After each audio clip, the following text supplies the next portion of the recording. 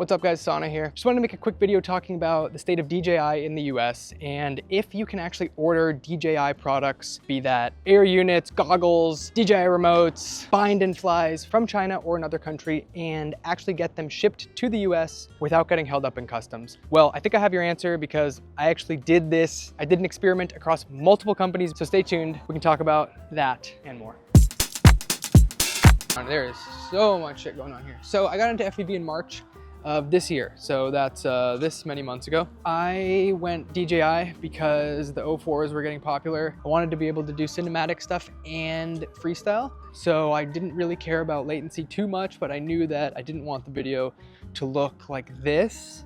I wanted it to look like this. Now I've definitely changed my opinions a bit, which I'll get into, but that's why I went DJI and I am super happy that I did. I ended up going with Goggles 3, Radio Master Pocket, Meteor 75 Pro 04. But if I were to do all of this again today, I think I would still go DJI, even if I was in the US, and here's why. Because I recently got a couple 04 Pros from China in the mail with no issue. One of them was a bind and fly, one of them was a standalone 04 Pro, and it came in the mail no problem. No extra tariffs. One was from Banggood and one was from the Flywoo website directly. There was no additional tariffs. The shipping covered all of this, and I believe the website mentioned this. So I know there's a lot of sort of hesitancy about buying DJI, especially cameras and drones from overseas, because people are worried that they're gonna get stopped at customs. And I will say these were not repackaged. Like this, Fly was offering an option to repackage their DJI 04 in a different box, which I think is really smart. But I just went for the normal box because it didn't even compute in my head when I was ordering. And no problems, guys. This came in like less than 2 weeks. The main thing right now is you just can't get a pair of goggles. You can't get any N3s or Goggles 3. But if you could, in theory, find those in the US or overseas for not a crazy upcharge, I would probably still go DJI and just know that I'd have to wait a couple weeks for the 04s to ship from China.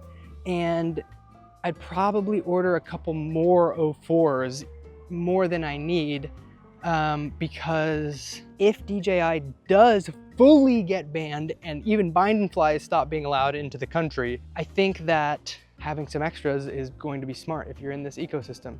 Now, in a few years from now, like there's probably going to be another crazy system, at least that's my opinion. So the 04s will probably, I mean, obviously they'll still work, they're still going to be great, but who knows how advanced this is going to be in a few years. So I think it's fine to be on 04 now, even if you're kind of like hoarding them, even if DJI goes away forever. I mean, like most people probably update their gear at least every 5 years anyways. So I'm kind of hoarding 04s right now, hoping that my goggles never break so that I can just keep flying these until whatever is the next best thing out there.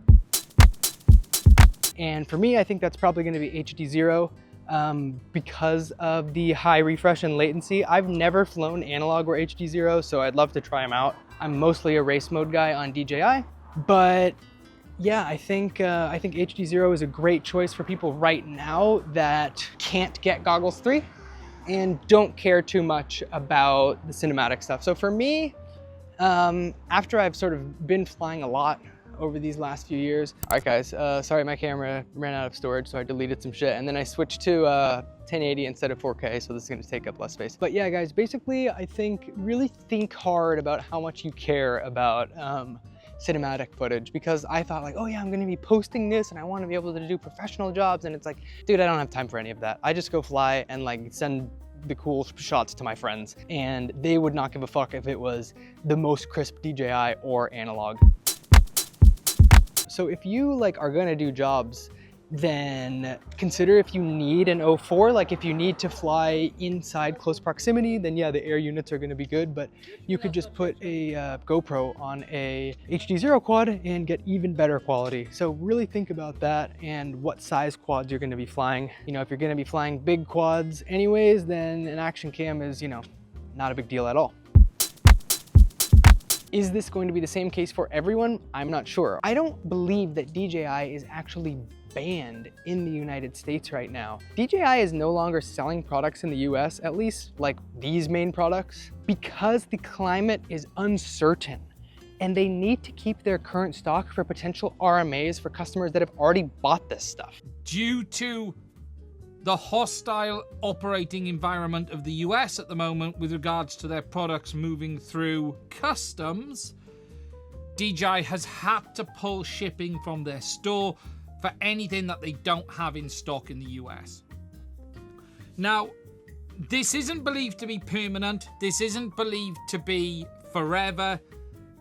I was already told there's progress to get some stock through by mid-July, August time. What that stock is, we don't know. So obviously I don't think that July/August stock has come through yet, and that may have changed since then because this video from Mads Tech is over a month old, but there's also a portion from a live stream that he did that I can't find now where he actually wrote a DJI support member on the website, and they confirmed that they're holding stock for RMAs like I mentioned a little bit earlier.